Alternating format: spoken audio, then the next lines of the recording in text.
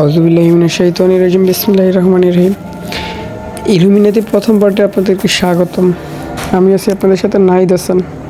ইলুমিনাতির সূচিপত্র আমরা প্রথমে দেখে নিব। সূচিপত্রের 1 নম্বরে আছে ইলুমিনাতির প্রাচীন ইতিহাস, দ্বিতীয় আছে ফ্রিমেশনের পরিচয়, চতুর্থে আছে ডলারের অসমাপ্ত পিরামিড, বিতর্কের উস্কানিদাতা, পঞ্চমে আছে আধুনিক ইলুমিনাতির জন্ম, 6 নম্বরে আছে কর্মপদ্ধতি যে দ্বারা সামনে বাড়ে ইলুমিনাতি, 7 নম্বরে আছে মাস্টার প্ল্যান বাস্তবায়নের সক্রিয় অঙ্গ সংগঠন, 8 নম্বর আছে গুপ্ত হত্যা ইলুমিনাতির কাটা নির্মূল তন্ত্র, 9 নম্বর আছে ইলুমিনাতির সাইন বা পিছনের রহস্য, 10 নম্বর আছে নিউ ওয়ার্ল্ড অর্ডার ইলুমিনাতির সৃষ্ট ধর্ম, 11 নম্বর আছে বিশ্ব ভ্রাতৃত্ব, বিশ্ব নিরাপত্তা ও জাতিগত বন্ধুত্ব, 12 নম্বর আছে প্রটোকল ফাঁস হয়ে যাওয়া ইহুদি চক্রান্তের এক ঘৃণ্য দলিল, 13 নম্বর আছে ইলুমিনাতির অর্থনৈতিক প্রভুত্ব, 14 নম্বর আছে পরিবারতন্ত্র বিশ্ব অর্থনীতির অদৃশ্য নিয়ন্ত্রক, 15 নম্বর আছে পেট্রোডলার শোষণের হাতিয়ার, 16 নম্বর আছে ইলুমিনাতির খাদ্য নিয়ন্ত্রণ, 17 নম্বর আছে পানি নিয়ে যুদ্ধ ও ষড়যন্ত্র, 18তে আছে প্রযুক্তি ইলুমিনাতির অলসাইন আই বা সর্বদ্রষ্টা, 19 নম্বর আছে হার্প ইলুমিনাতির ঐশ্বিক শক্তি, 20 নম্বর আছে 9/11 ইলুমিনাতির এক সাজানো নাটক, 21 নম্বর আছে গেম ইলুমিনাতির ভার্চুয়াল অস্ত্র, 12 নম্বর আছে বারমুডা ট্রায়াঙ্গেল ইলুমিনাতির হেডকোয়ার্টার, 23 নম্বরে আছে ড্রাগন ট্রায়াঙ্গেল বারমুডার সহোদর, 24 নম্বরে আছে ফ্লাইট সোসাইটি ইলুমিনাতির বাহক, 25 নম্বরে আছে জেরুজালেমে উত্থান ও সুপারমুন, 26 নম্বর আছে ইলুমিনাতির স্বপ্নভূমি পরবর্তী সুপার পাওয়ার ইসরায়েল, 27 নম্বর আছে Israel the state of god, 28 নম্বরে আছে হলুদ ইলুমিনাতির প্রভুভক্ত কুকুর, 29 নম্বর আছে দাজ্জাল যার আগমনে প্রতীক্ষা ইলুমিনাতি। এই 29টা সূচিপত্র আছে। এই সূচিগুলো নিয়ে আমি আপনাদের সাথে পার্ট বাই পার্ট আলোচনা করার চেষ্টা করব। আপনার সাথেই থাকুন। ধন্যবাদ। তাহলে চলে যাই প্রথম অংশে, ইলুমিনাতির প্রাচীন ইতিহাস। যাত্রা 2018 সালের মে মাস, রোজা চলছে, মাত্রই শেষ হয়েছে এসএসসি পরীক্ষা, ইউনিভার্সিটি অ্যাডমিশন প্রিপারেশন নিচ্ছি। তখনই কোনো কোচিংয়ে ভর্তি হয়নি। 13 রমজানের সেহরি শেষ করেছি। এমন সময় ফোনটা পরস্পর কয়েকবার টুংটাং করে উঠল।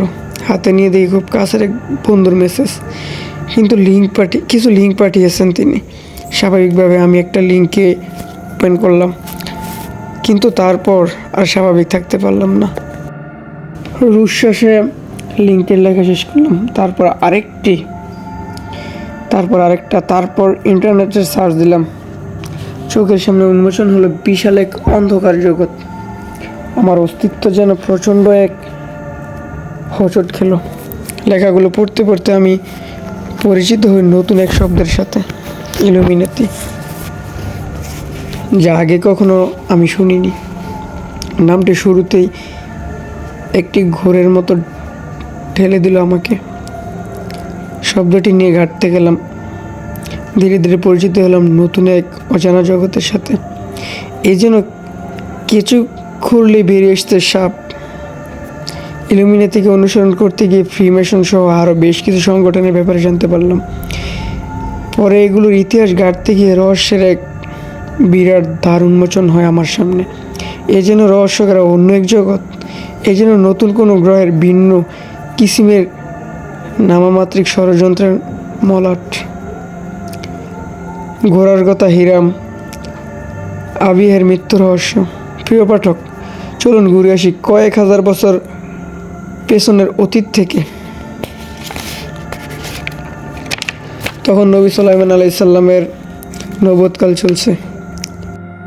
টায়রের রাজা হিরামের কাছে নবী সুলাইমান আলাইহিস সালাম একটি উপাসনালয় তৈরি করার জন্য সহযোগিতা চাইলেন। রাজা হিরাম তার পুত্র আবিফ হিরামকে পাঠালেন পয়গম্বর সুলাইমান আলাইহিস সালামের সহযোগিতার জন্য। আবিফ হিরামের নির্মাণ দক্ষতা দিল স্বীকৃতি। তার শৈল্পিক গুণের প্রশংসায় লোকে বলতো স্বর্ণের সাথে রৌপ্য ও লোহা, পাথরের সাথে কাঠ ও রত্ন, গোলাপের সাথে নীল কিংবা কাপড়ের ভাঁজে রেজিনকে গাঁথায় কায়দা পুরো দুনিয়ায় তার চেয়ে ভালো কেউ রপ্ত করতে পারেনি। এছাড়াও তার প্রতি নিয়ামত স্বরূপ ছিল নবী সুলাইমান আলাইহিস সালামের মাধ্যমে পরোক্ষ ঐশ্বিক যোগাযোগ, যাকে মেশনরা গুপ্ত শক্তি হিসেবে গণ্য করে। এই গুপ্ত শক্তি তিনি দিতে চেয়েছিলেন তার শ্রেষ্ঠ শিষ্যদের। তিনি চেয়েছিলেন উপাসনা গৃহের নির্মাণ কাজ শেষ হলেই তিনি শিষ্যদের এটি শিখিয়ে দেবেন। কিন্তু লুবি তিনজন নির্মাতার অতটা ধৈর্য ছিল না। লোবাতুর এই তিনজন এক সন্ধ্যায় পবিত্র উপাসনা গৃহের দরজার ভিতর থেকে আটকে দেয়। হিরামের কাছে জানতে চায় গুপ্ত শক্তির রহস্য। জবরদস্তির মুখেও হিরাম যখন গুপ্তমন্ত্র প্রদানে রাজি হচ্ছিল না, তারা তখন হিরামকে আঘাত করতে থাকে। হিরামের একদিনের বিশ্বাসী বন্ধুরাই তাকে উপর্যুপরি আঘাত করতে থাকে, ঘাড়ে, গলায়, বুকে ও মস্তিষ্কে। আঘাতে জর্জরিত হয়ে তিনি আর্তনাদ করতে থাকে। আঘাতে আঘাতে একসময় তার আর্তনাদ ক্ষিপ্ত হতে হতে শেষ হয় মৃত্যুতে। তবু তিনি তার ঐশ্বিক জাদু ঘৃণ্য আক্রমণকারীদের জানতে দিলেন না। তাদের অসংযত হাতে এই আমানত তুলে দেওয়ার বিপরীতে তিনি বেছে নিলেন পৃথিবী থেকে চিরগমন। সন্ধ্যা পেরিয়ে রাত নেমে এলো। হতাশ ও ভীত খুনিরা তার লাশ সোনালি দরজা দিয়ে বয়ে নিয়ে গেল মন্দিরের বাইরে। চারদিক দেখে গোপনে লাশ কবর দিয়ে দিল পাশের জঙ্গলাকীর্ণ টিলায়। সকাল হতেই খোঁজ পড়ল হিরামের। বাতাসের গতিতে খবর পৌঁছে গেল নবী সুলাইমান আলাইহিস সালামের কাছে। সংবাদ শুনে তিনি আজ করলেন কি করতে থাকতে পারে। 7 জন সাহসী ও দূরদর্শী মেশনকে তিনি হিরামের লাশ খুঁজতে পাঠালেন। 3 দিকে গেল 6 জন এবং বাকি 1 জন রাজার সাথে গেল পূর্ব দিকে।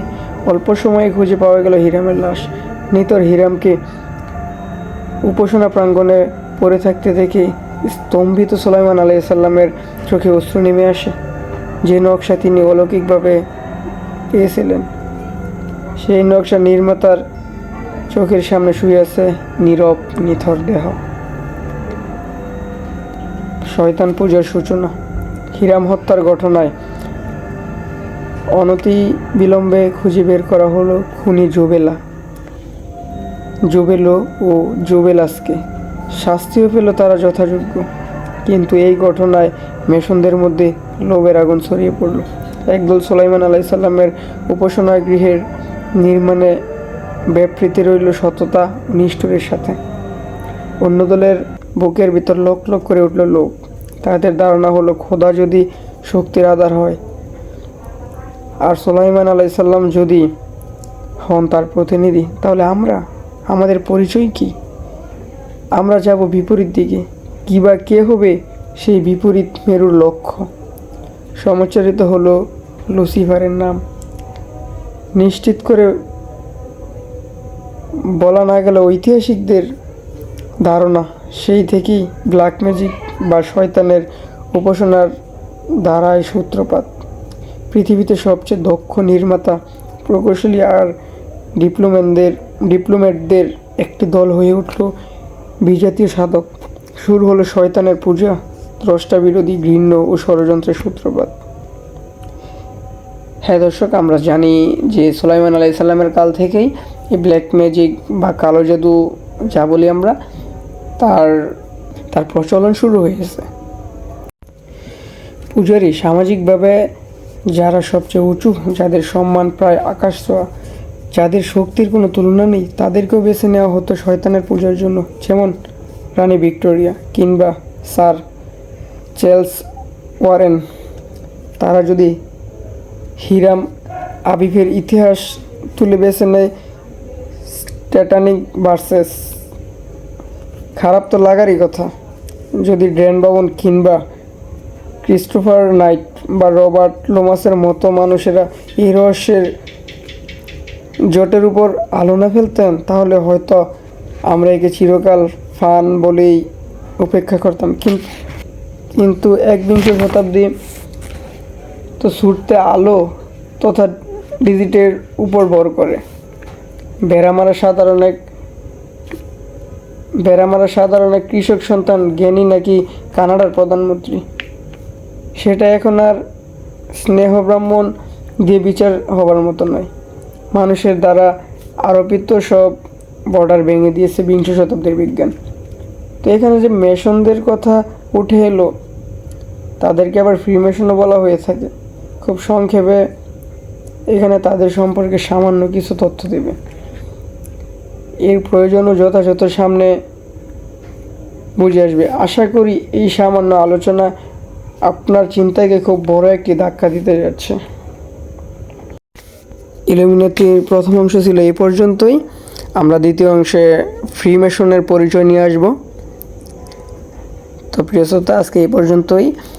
আর সবাই একটু ক্ষমা সুন্দর দৃষ্টিতে দেখবেন, কারণ আমি একটু আটকে যাই, কারণ এটা তো আমার প্রথম প্রকাশিত বই, মানে ভিডিও যা বলেন আর কি, যে প্রথম প্রকাশিত রাইটিং।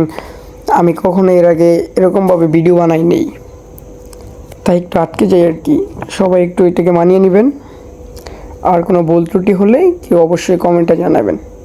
আল্লাহ হাফেজ।